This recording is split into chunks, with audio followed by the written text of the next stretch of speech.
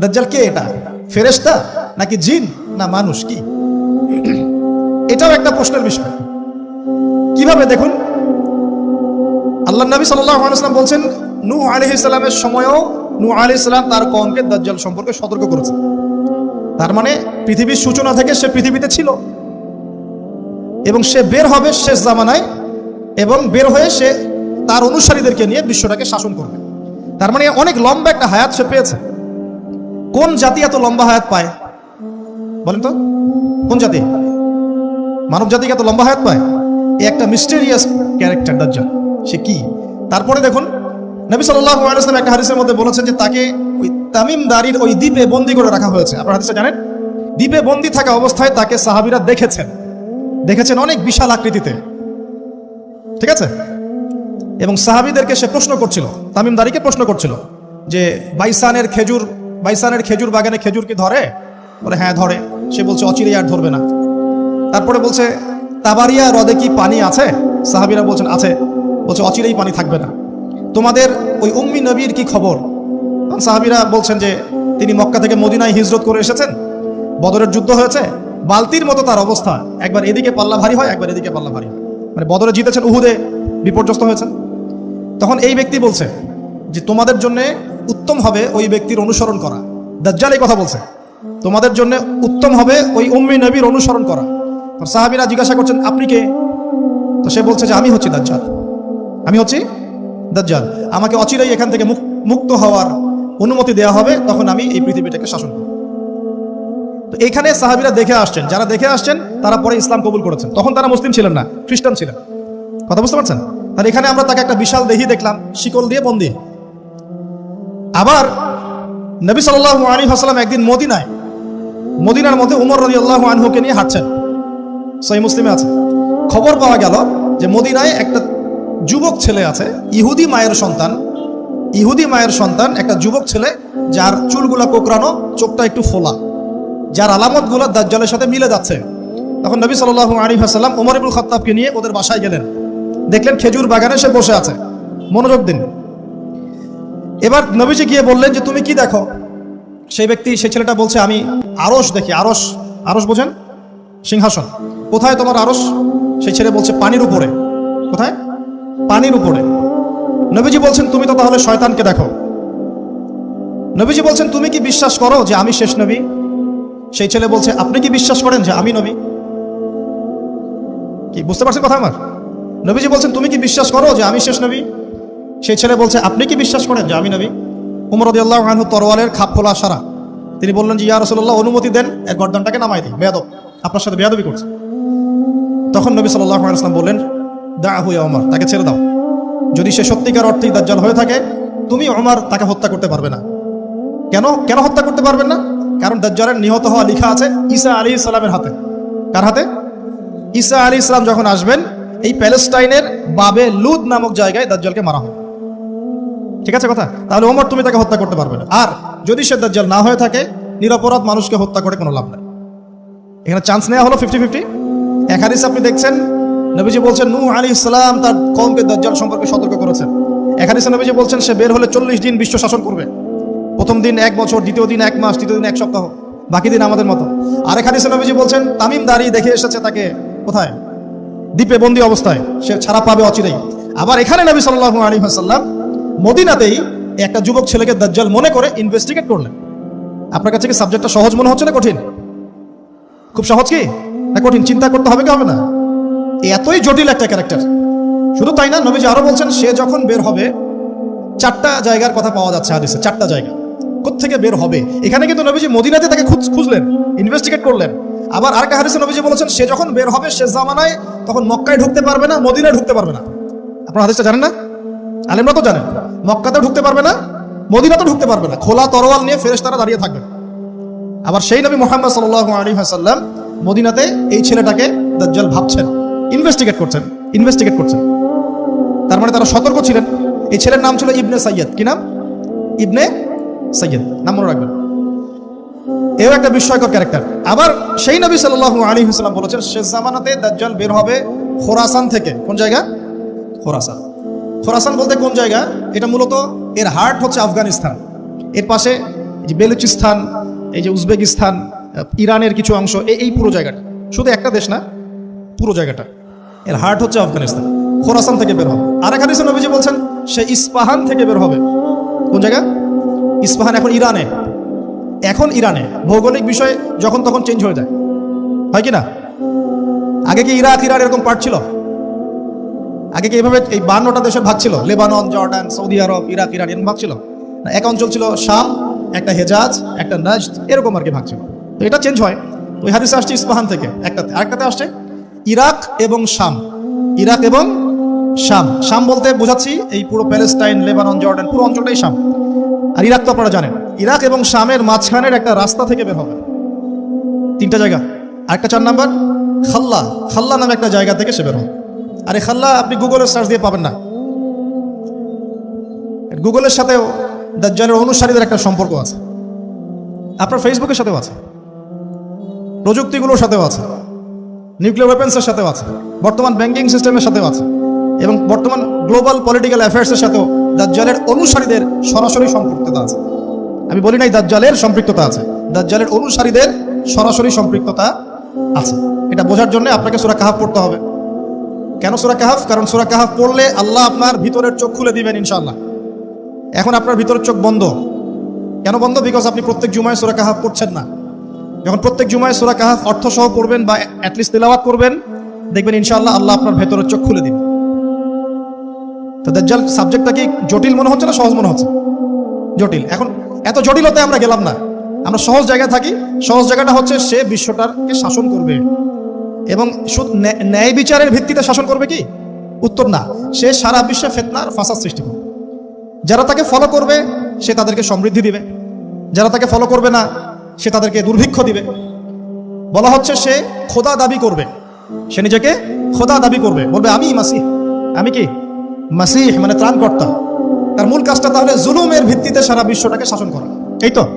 সে খোদা দাবি করবে, আপনি যদি মেনে নেন তাহলে তার জান্নাতে ঢুকবেন, যদি না মানেন তাহলে তার জাহান্নামে ঢুকবেন। তার জান্নাতে ঢোকা মানে হচ্ছে আসলে জাহান্নামে ঢোকা, আর তার জাহান্নামে ঢোকা মানে হচ্ছে আসলে জান্নাতে ঢোকা। যেমন একজন যুবক ছেলেকে সে পাবে রাস্তায়, যখন বের হবে ছেলেটাকে বলবে যে তুমি কি বিশ্বাস করো যে আমি আল্লাহ? সে ছেলে বলবে যে না, আমি বিশ্বাস করি না। সেই ছেলেটাকে শুইয়ে দিয়ে করাত দিয়ে তাকে দুই ভাগ করবে, এটা হাদিসে আসছে। 2 ভাগ করে দেহের 2টা অংশ 2 দিকে ছুঁড়ে মারবে, এবং সে শক্তিশালী হবে, অনেক ফিজিক্যালি অনেক শক্তিশালী, অনুসারীদের দিক থেকে অনেক শক্তিশালী, পৃথিবীর সব নিয়ন্ত্রণ তার হাতে, ঠিক আছে? তার কাছে প্রযুক্তি, তার কাছে অনেক কিছু, অনেক কিছু। মানে সবচেয়ে বড় ফিতনা, মানে সবচেয়ে বেশি শক্তিশালী, সবচেয়ে বড় মানে পাওয়ার, মিলিটারি পাওয়ার, সবচেয়ে বড় ইকোনমিক পাওয়ার, সবচেয়ে বড় মিলিটারি অ্যাফেয়ার্স, যা যা আছে সব। তো এর জন্য একটা যুবক ছেলেকে কেটে 2 পিস করে ফেলা কি এমন বিষয়? এখনই তো কত কি করা হচ্ছে, তাই না? আরে ভাই হচ্ছে তো, আমরা জানি তো। এই যে আমাদের প্যালেস্টাইনের একটা বাবাকে দেখলাম যে ছেলের শুধু হাত আর পা নিয়ে কান্নাকাটি করছে, মাথা নাই, বডি খুঁজে পাওয়া যাচ্ছে না। এখনই তো অনেক কিছু করছে ওর অনুসারীরা। তো সে যখন বেরোবে একটা যুবককে 2 পিস করে ফেলা কোনো বিষয়? একদিক এদিকে ছুঁড়ে মারবে, আর একদিক ওইদিকে। এরপরে আবার জীবিত করবে তাকে, আবার জীবিত করবে, মানে তাকে আল্লাহ পাক এরকম কিছু ক্ষমতা দিবেন মানুষকে পরীক্ষা করার জন্য। জীবিত করার পরে বলবে আমি তোমাকে মৃত্যু দেওয়ার পর জীবিত দিলাম, এখন কি জীবন দিলাম, এখন কি তুমি বিশ্বাস করো যে আমি আল্লাহ? এই ছেলে এবার বলবে যে এখন আমার পুরো ইয়াকিন হয়ে গেছে যে তুই দাজ্জাল, কারণ আমি এই হাদিসটা জানতাম যে এক ছেলেকে সেভাবে কেটে টুকরা টুকরা করে আবার জীবিত করে বলবে যে আমি আল্লাহ, তুই কি বিশ্বাস করিস? তবে আমি জানতাম না যে সেই যুবক ছেলে আমি। তো বলা হচ্ছে এই যুবক ছেলে অনেক বড় শাহাদাতের মর্যাদা পাবে। তার মানে বোঝাতে চাচ্ছি সে এত শক্তিশালী হবে যে সে যা ইচ্ছা তাই করতে পারবে, যা ইচ্ছা তাই। এখন কি আপনারা দেখছেন না যে গাজাতে যা ইচ্ছা তাই করা হচ্ছে? যা ইচ্ছা তাই। ইচ্ছা হলো আপনার ঘরটা ভেঙে দিলাম, ইচ্ছা হলো আপনার মেয়েকে তুলে নিয়ে আসলাম, ইচ্ছা হলো আপনার ছেলেটাকে নিয়ে কারাগারে রেখে দিলাম, ইচ্ছা হলো রিমান্ডে নিয়ে নিলাম, ইচ্ছা হলো আপনার জমিটা দখল করে ফেললাম, ইচ্ছা হলো আকাশ থেকে একটা বোম ফেলে আপনার বাচ্চাকে হত্যা করে ফেললাম। যা ইচ্ছা তাই, যা ইচ্ছা তাই, কেউ কিছু বলার নাই।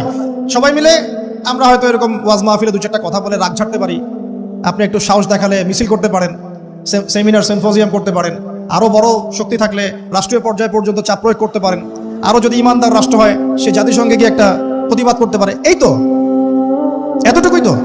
সবগুলো মুসলিম রাষ্ট্র মিলে একসাথে হয়ে কি ওর বিরুদ্ধে যুদ্ধ করতে পারছে? সবগুলো মুসলিম রাষ্ট্র দরকার নাই, অ্যাটলিস্ট 2টা 4টা 5টা 10টা মুসলিম রাষ্ট্র কি একত্রিত হয়ে ওর বিরুদ্ধে যুদ্ধ করতে পারছে? তাহলে যা ইচ্ছা তাই সে করছে না। এবং এত মানবতা বিরোধী অপরাধ করার পরেও বড় বড় পশ্চিমা country, specially United state of America এসে বলে দিবে যে আমি আমার মিত্রর পাশে আছি, যা ইচ্ছা তাই করুক, আমি ওর পাশে আছি। এবং কথাগুলো তারা খুব ঠান্ডা মাথায় বলে, আমাদের মতো যে পলিটিক্যাল চিল্লা ফেলা করে কথা বলে। আমরা ওয়াজ মাহফিলে যে একদম চিল্লাচিল্লি করে গলা ফাটাই ফেলে দিই একদম।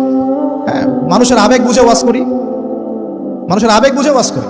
জোরে জোরে বললে মানুষ জোরে জোরে ঠিক বলবে, আমার ভিউ বাড়বে। আদতে এগুলো কথা বলার আদব না, এগুলো কিন্তু কথা বলার আদব নয়। এখন বিষয়টা দেখুন, ঠান্ডা মাথায় বলে দিবে আমরা আমাদের মিত্রের পাশে আছি, তাহলে ও যা ইচ্ছা তাই করছে না? একটা ছোট রাষ্ট্র যদি যা ইচ্ছা তাই করতে পারে, দাজ্জাল করতে পারবে না? তাই মনে হয়? এখন সে এভাবে বিশ্বটাকে শাসন করবে। আপনি যদি মেনে নেন তাহলে আপনি সমৃদ্ধি পাবেন, না মানলে আপনাকে দুর্ভিক্ষ দিয়ে দিবে। একটা কওমের পাশ দিয়ে যাবে, বলবে তোমরা কি বিশ্বাস করো যে আমি আল্লাহ? বলবে হ্যাঁ বিশ্বাস করো। ব্যাস, এদেরকে সমৃদ্ধি, সোনা দানা হীরা জহরত যত খাজানা খনি আছে দিয়ে দিবে। একটা কওমের পাশ দিয়ে যাবে, বিশ্বাস করো আমি আল্লাহ, সে বলবে না আমরা বিশ্বাস করি না, তার ইমানদার। ওদের উপর বৃষ্টি বন্ধ হয়ে যাবে, দুর্ভিক্ষ। এখন দুর্ভিক্ষ, বৃষ্টি বন্ধ হওয়া ইত্যাদির অনেক ব্যাখ্যাও আছে। মূল কথাটা আসে, সে যদি বিশ্বটাকে শাসন করতে চায় তার অনুসারীর দরকার আছে কি নাই? আছে না নাই? আচ্ছা, এবার একটু ভালো করে বোঝেন। মনে করেন আপনার নাম হচ্ছে আমাদের আব্দুল্লাহ ভাই, মনে করেন আব্দুর রহমান, ঠিক আছে? আব্দুর রহমান ভাই আমাদের মনে করেন যে বিশ্বটাকে শাসন করতে চায়। তাহলে ভাই আপনি বলেন তো, এই বিশ্বের অর্থনীতি আপনার নিয়ন্ত্রণ করতে হবে কিনা? হবে না? হবে না? না নিয়ন্ত্রণ করে কি আপনি বিশ্ব শাসন করতে পারবেন? আচ্ছা, আপনাকে বিশ্বের এই পুরো গ্লোবাল অ্যাফেয়ার্স, পলিটিক্যাল অ্যাফেয়ার্সগুলো নিয়ন্ত্রণ করতে হবে কিনা? হবে কি হবে না? আচ্ছা, আপনাকে বিশ্বের মিডিয়াগুলো নিয়ন্ত্রণে রাখতে হবে কিনা? হবে কিনা? আপনাকে বিশ্বের বড় বড় অস্ত্রশস্ত্রগুলো নিজের করে মজুত করতে হবে কিনা? বিশ্বের সবচেয়ে দামি বিষয়গুলো যেমন অয়েল, গোল্ড, সিলভার, পেট্রোডলার, এগুলো আপনার নিয়ন্ত্রণে থাকতে হবে কিনা? থাকতে হবে। আচ্ছা, বিশ্বের অর্থনীতি থেকে শুরু করে, রাজনীতি থেকে শুরু করে, সমরনীতি থেকে শুরু করে, মিডিয়া, প্রযুক্তি, এগুলো আপনার নখদর্পণে থাকতে হবে কিনা? তার মানে দাজ্জাল যদি বিশ্ব শাসন করতে চায় তাকে এই প্রত্যেকটা বিষয়কে নিয়ন্ত্রণ করতে হবেই। এখন আমার প্রশ্ন, সে কাদেরকে নিয়ে বিশ্ব শাসন করবে? উত্তরটা হাদিস থেকে নিয়ে নেবেন। নবী সাল্লাল্লাহু আলাইহি ওয়াসাল্লাম বলেছেন, সে ইহুদিদেরকে নিয়ে বিশ্ব শাসন করবে। মুসলমানদেরকে নিয়ে না, বৌদ্ধদেরকে নিয়ে না, খ্রিস্টানদেরকে নিয়ে না, অন্য কাউকে নিয়ে না। কাদেরকে নিয়ে? এমনকি ইস্পাহান যে শহরটার কথা এসেছে, ওই জায়গাটার থেকেও 70,000 ইহুদি তার সাথে যোগ দিবে। কত হাজার? আরো যোগ দিবে এক শ্রেণীর মেয়ে। এক শ্রেণীর মেয়ের কথা আসছে যাদেরকে আপনি ঘরে রাখতে পারবেন না, তাদের বাবা, ভাই, স্বামী মিলেও ঘরে বেঁধে রাখতে পারবে না, ছুটে ওর সাথে যোগ দেবে। এক শ্রেণী হচ্ছে ইহুদিরা, এক শ্রেণী এরকম মেয়েরা, আরেক শ্রেণী হচ্ছে কিছু মুনাফিক, যার অন্তরে সামান্য পরিমাণ নেফাকিও থাকবে, সেও শেষে ওর সাথে গিয়ে যোগ দেবে। মূল যোগ দিবে কারা? তাহলে মূল বাহিনীটা কাদেরকে নিয়ে গঠিত বলেন? আচ্ছা, এখন আপনি আমাদেরকে বলেন, এবার আমার দিকে তাকান, ফোকাস করেন, এখান থেকে আমরা আস্তে আস্তে আস্তে আস্তে একটা কনক্লুশন আসবো। দাজ্জালের ক্যারেক্টার বুঝেছেন, ওর ফাংশনটা কি সেটাও বুঝেছেন, কাদেরকে নিয়ে বিশ্ব শাসন করবে সেটাও জানলেন। এখন একটু লক্ষ্য করে দেখেন, আপনাকে আমি 2000 বছরের ইতিহাস এই 20 মিনিটে বলে শেষ করে দেব। কত হাজার বছর? 2000 বছর। ইহুদি কারা? ইহুদি আর বনু ইসরাইল কি এক? উত্তর না। ভালো করে কথাগুলো শোনেন, এগুলো বই পড়তে অনেক সময় লাগবে আপনার, এবং ঘাটাঘাটি করতে অনেক সময় লাগবে, খুব অল্প সময় বুঝে নেন। ইহুদি বনু ইসরাইল এক নয়। বনু ইসরাইল কাদেরকে বলা হয়? ইব্রাহিম আলাইহিস সালামের ছেলে, এক ছেলের নাম ইসমাইল, এক ছেলের নাম ইসহাক, ঠিক আছে? ইসমাইল আলাইহিস সালাম থাকেন মক্কায়, সেখানে তাকে কেন্দ্র করে একটা সভ্যতা। এই বংশে সর্বশেষ নবী মুহাম্মদ সাল্লাল্লাহু আলাইহি ওয়াসাল্লামের জন্ম। তার মানে আমরা বনু ইসমাইল। আমরা কারা? বনু ইসমাইল। আমরা মুহাম্মদ সাল্লাল্লাহু আলাইহি ওয়াসাল্লামের কওম, উম্মাহ। আর এইদিকে আরেক ছেলের নাম হচ্ছে ইসহাক, যিনি থাকেন ওই শামে, ওই প্যালেস্টাইনে, ওই জেরুজালেমে, ওই জায়গায়, ওটা শাম, ঠিক আছে? এবং ওখানে তিনি তার বংশ বিস্তার হচ্ছে। তার ছেলের নাম হলো ইয়াকুব। কি নাম? ইয়াকুব আলাইহিস সালামের আরেক নাম হলো ইসরাইল। ইয়াকুব আলাইহিস সালামের আরেক নাম কি? ইসরাইল। এবং তার সন্তানদেরকে বলা হয় বনু ইসরাইল। তার সন্তান অনেক। এই সন্তানদের মধ্যে একজনের নাম ইউসুফ, ঠিক আছে? তারপরে আসছে পরে ইউনুস। এই বনু ইসরাইলের মধ্যেই দাউদ, মূসা, সুলাইমান, ঈসা ইবনে মারিয়াম। বলা হয় 1,24,000 নবী রাসূলের মধ্যে বেশিরভাগই এখানে এসেছে। তাহলে বনু ইসরাইল বলা হচ্ছে এই কওমটাকে। তা ওদের নাম বনু ইসরাইল থেকে ইহুদি হলো কখন? যখন তারা ঈসা আলাইহিস সালামকে স্বীকার করলো না তখন। ঈসা আলাইহিস সালাম কি তাদের মধ্যে আসেন নাই? সেই ঈসা আলাইহিস সালামকে যখন তারা অস্বীকার করলো, তখন তাদের নাম আল্লাহ পাক এই বনু ইসরাইল থেকে পরিবর্তন করে হাদু দিয়েছেন কোরআনে।